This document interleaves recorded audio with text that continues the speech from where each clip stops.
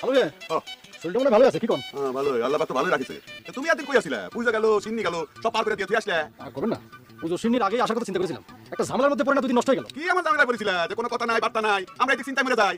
আর করেন না, অতিও লজ্জা করে বিনা টিকিটে আসবে যায় না, টিটি ধরে দুদিন ঈশ্বর জেলে আটকে রাখলো। ওরে সি, তুমি বিনা টিকিটে আসবা, দুদিন ঝাল খাইতে আসলে। হ্যাঁ, হঠাৎ করে বলে উপর থেকে টিম আইছিল, এখানটা টিটিও জানতো না। আর এদিকে গায়ের তো পূজা নিয়ে নানান কীর্তিকলাপ হয়ে গেল। হ্যাঁ শুনেছি কিছু কিছু। ওই গোলামরা বলে পাঠা নিয়ে আসতে গিয়ে পাঠে নিয়ে আইছিল।